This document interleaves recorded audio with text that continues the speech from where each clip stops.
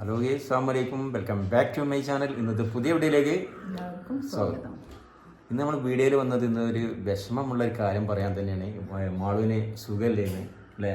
അപ്പോൾ ആ സുഖമില്ലാത്തതിനെ പറ്റിയുള്ള വിഷയങ്ങൾ സംസാരിക്കാനാണ്. അപ്പോൾ എല്ലാവരും വീഡിയോ സ്കിപ്പ് ചെയ്യാതെ കാണുക. അപ്പോൾ എല്ലാവർക്കും ഇന്നത്തെ വീഡിയോയിലേക്ക് സ്വാഗതം.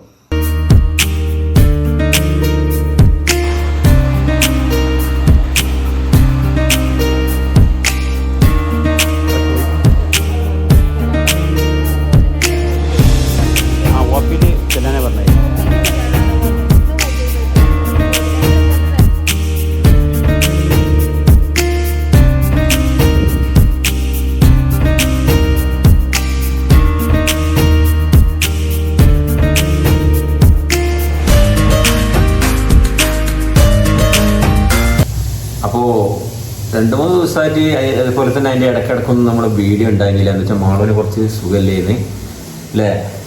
കുറേ ദിവസമായിട്ട് വീഡിയോ ഇല്ല, കല്യാണത്തിന് വീഡിയോ ഇട്ടല്ല. അങ്ങനെ കുറച്ചായിട്ട് ഇവര് 2-3-4 മാസത്തോളായിട്ട് ഇങ്ങനെ കയ്യിലിങ്ങനെ ഇവിടെ കയ്യിലെ സൈഡിൽ ഒരു കുരു ഇങ്ങനെ ഉണ്ടായിരുന്നു. ഒരു കുരു ഉണ്ടായി. കാണുമ്പോ ഒരു കുഞ്ഞുള്ളൂ, പക്ഷെ എനിക്കത് സഹിക്കാൻ പറ്റാത്ത വേദനയാണ്. ഭയങ്കര വേദന. ഒരാൾ തട്ടണത് ഞാൻ സൂക്ഷിച്ച് നടക്കുള്ളൂ ഇവരൊക്കെ ഇടയിൽ. ഇനി കയ്യിൻ്റെതായി ഈ ഭാഗത്ത് ചിലപ്പം കുട്ടികളൊക്കെ ഉമ്മ സ്നേഹത്തിൽ കയ്യിലിപ്പെടാന്ന് ചിലപ്പം അടിക്കുക. പിന്നെ ഞാൻ കഴിഞ്ഞിന്റെ കഥ ചിലപ്പം ഭയങ്കര വേദന, ശക്തി വേദന. അപ്പൊ നമ്മള് പൊതുവെ ഇങ്ങനത്തെ കയ്യിൽ കുരു അതായത് മുഴ അതൊക്കെ ഉണ്ടായി കഴിഞ്ഞാൽ നമ്മൾ അങ്ങനെ കാര്യമാക്കണില്ല.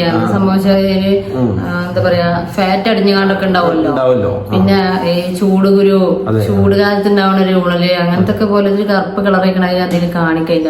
ഇത് ശരിക്കും പറഞ്ഞാല് ഒരു ചെറിയ ഇത്ര ഉണ്ടായിരുന്നുള്ളൂ.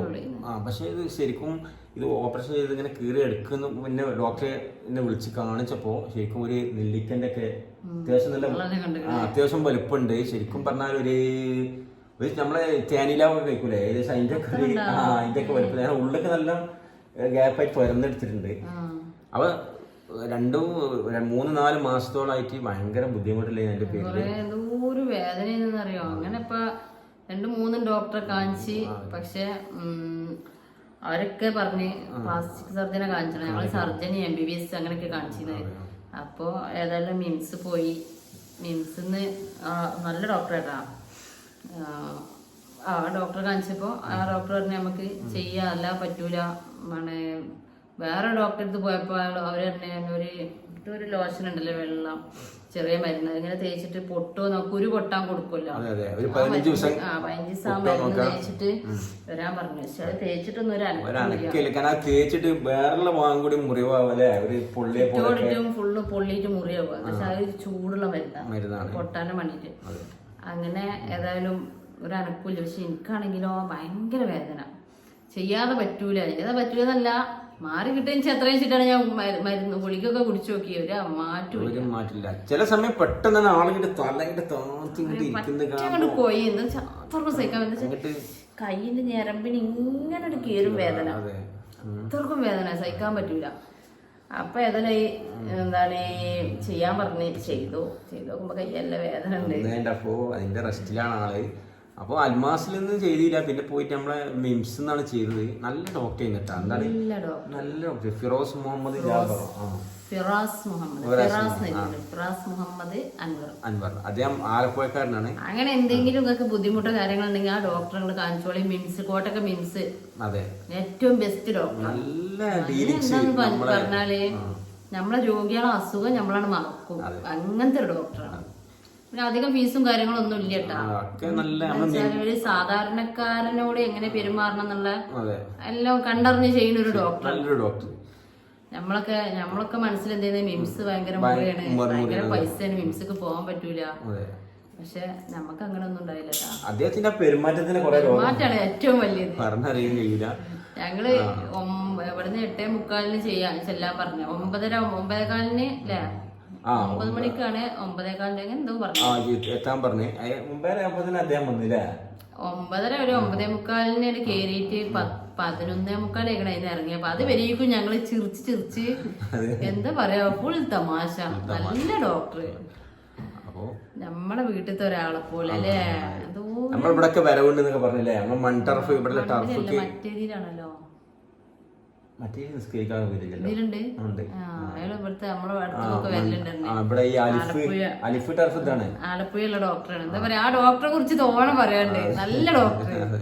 അവര് കുറച്ച് ടൈം ആണെങ്കിലും 9:30 മുതല് 11:45 വരെ ആണെങ്കിലും ഒരുപാട് അല്ലേ, ഒരുപാട് വർഷത്തെ പരിചയം പോലായി. നല്ല ഡോക്ടർ. എന്താ വെച്ചാല് തിയേറ്ററിൽ വെച്ചല്ല ചെയ്തിരുന്നത്, ഡോക്ടറിന്റെ റൂമിൽ വെച്ചിട്ടാണ് ചെയ്തത്. എന്താ വെച്ചാല് അതില് അവിടെ തന്നെ അതിനുള്ള ബെഡും അതിന്റെ സംവിധാനങ്ങളും ലൈറ്റും കാര്യങ്ങളൊക്കെ ഉണ്ട്. അപ്പൊ ഡോക്ടർ അത്ര സീരിയസ് ആയി എടുത്തിട്ട് ഇതൊരു കുഞ്ഞൊരു കുരു കളനെ പോലെ ചിന്തിച്ചിട്ടുള്ളൂ. പക്ഷെ പിന്നെ അദ്ദേഹം പറഞ്ഞേ ഇത് പിന്നെ നമ്മള് ഓപ്പറേഷൻ തിയേറ്ററിലൊക്കെ ചെയ്യുമ്പോ എക്സ്പെൻസ് കൂടും, നമുക്ക് ഇവിടെ നിന്ന് ചെയ്യാം. പക്ഷെ അദ്ദേഹം ഇത് തുറന്നിങ്ങനെ എടുത്തതിന് ശേഷം അദ്ദേഹം കാണുന്നത് ഇത്രയും വലിയ. ഞാൻ അത്ര സീരിയസ് ആയി എടുത്തിട്ടുണ്ടായിരുന്നില്ല. ഇത് ചോറാണെന്ന് വിചാരിച്ചു. ചോറും അല്ല ഫാറ്റും അല്ല, എന്താ പറയാ, ഇറച്ചി കഷ്ണം ഹാർഡായിട്ടുള്ള ഒരു ഇറച്ചി കഷ്ണം ഇങ്ങനെ ഒരു സ്ട്രോങ് ആയിട്ട് അമരൂല്ല. അവര് കട്ട് ചെയ്യിക്കാണ്ടായിരുന്നു. എന്താ പറയാ, നമ്മളെ ഇറച്ചി കഷ്ണങ്ങൾ കൊണ്ട് ചൊരണ്ടി എടുത്ത മൈക്ക് അല്ലേ, സോഫ്റ്റ് ഉണ്ടാവില്ല, സോഫ്റ്റ് ഇല്ലേനും കട്ട് ചെയ്യിക്കാണ്ടല്ലേ. അതെന്ന് എടുത്ത് നോക്കുമ്പോ ഒരു സ്പൂൺ തിണ്ടായിരുന്നു. അപ്പൊ അത് എടുത്ത് ഇപ്പൊ ടെസ്റ്റിന് വിട്ടിട്ടുണ്ട്, ടെസ്റ്റിന് അയച്ചിക്കണ. ചോറ് അങ്ങനെ ടെസ്റ്റിന് അയക്കണ്ട. അപ്പൊ ഇതിങ്ങനെ ആയതുകൊണ്ട് നമുക്കൊരു വെറുതെ ഒരു സമാധാനത്തിനും വേണ്ടിട്ട് ഒന്നും ഉണ്ടാവില്ല. പൊതുവെ നമ്മൾ അങ്ങനെ എന്തെങ്കിലും ഉണ്ടായാല് പൊതുവെ കുരൊന്നും വെച്ച് കണ്ടിക്കരുത്. നമ്മള് എപ്പോഴും ഡോക്ടറെ പെട്ടെന്ന് കാണിക്കണം. മറ്റുള്ള രോഗം അധികമായിട്ടില്ല കേട്ടാ. വേദന കൊറേ വേദന ഇല്ലാതെ കൊണ്ടുവരുന്നേ. എന്താ വെച്ചാല് ഒരു ഊണില് പൊന്തിയതല്ല, അത്ര മെയിൻ്റെ ആക്കണ്ട, അത് കാണാൻ അത്രേ ഉള്ളൂ. ഞാനും തന്നെ ആ വിഷയമല്ല, വേദന ഒന്നും. പിന്നെ എനിക്ക് ഇങ്ങോട്ട് വേദന വരൽ തുടങ്ങി, സഹിക്കാൻ പറ്റാത്ത വേദന. അപ്പൊ എനിക്ക് തോന്നി ഇതിപ്പോ എന്തോ സംഭവം ഉണ്ട്, ഇതിന്റെ ഉള്ളിൽ എന്തോ ഉണ്ട്.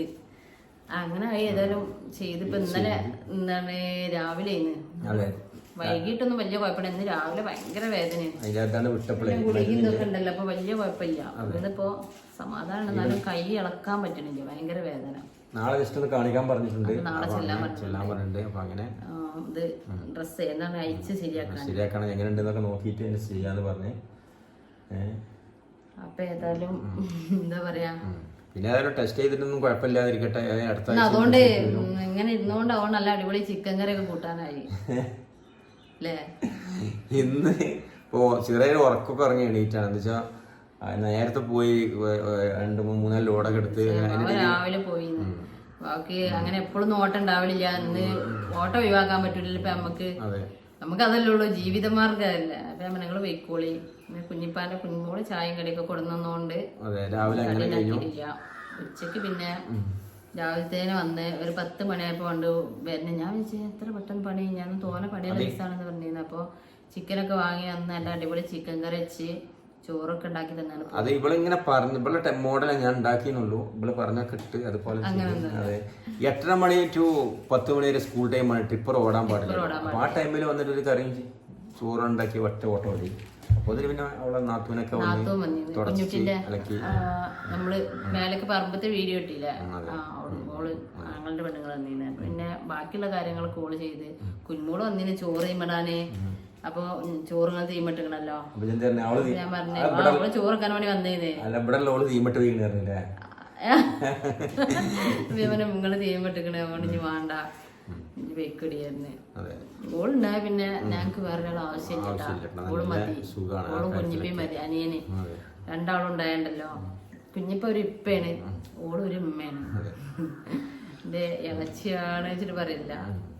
ഓള് തന്നെ ഒരു ഇമ്മാന്റെ ഒരു നോട്ടം നോക്കൂ. ഉണ്ടാവില്ല. അത് ഉള്ള കാര്യമാണത്.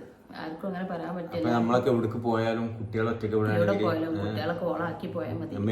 നമ്മളൊന്നും ശരി കുട്ടികളെ എവിടേക്കും പോകുമ്പോഴൊന്നും നോക്കേണ്ട ആവശ്യമില്ല. സ്കൂളിട്ട് വരുമെങ്കിൽ ഇപ്പോഴായാലും ഞങ്ങൾ ഇവിടെ ഉള്ള ടൈമിലായാലും ചായ കടി കൂടെ കൊടുക്കും. അവിടെ ഉണ്ടെങ്കിൽ എല്ലാവരും കൂടെ ഉള്ള നേരത്താണെങ്കിൽ ഓല് ചിലപ്പോൾ നമ്മളിവിടെ ചായ ഉണ്ടാക്കിച്ചാണ്. ഞങ്ങൾക്ക് ചായ വാങ്ങട്ടെ, ഞങ്ങളെ പണ്ട ഫുള്ളാണ്. ചിലപ്പോൾ മക്രോണി നിന്നിട്ടുണ്ടാവും, അല്ലെങ്കിൽ നൂഡിൽസ് നിന്നിട്ടുണ്ടാവും. നമ്മളിവിടെ കടി ഉണ്ടാക്കിയിട്ടുണ്ടാവും. അപ്പോൾ അങ്ങനെ അവിടെ പോയി തിന്നൽ കഴിഞ്ഞിട്ടുണ്ടാവും. അങ്ങനെയാണ് അവര്. എന്താ വെച്ചാല് ഇവരും തന്നെ ജ്യേഷ്ഠനും അനിയനും പറഞ്ഞാല് ഒരു ജ്യേഷ്ഠനും അനിയനില്ല, അവര് ഫ്രണ്ടുകളെ പോലെ ജീവിച്ചു വളർന്ന ആൾക്കാരാണ്. അപ്പൊ ഇന്നത്തെ വീഡിയോ ഇതൊക്കെ ഉള്ളൂ.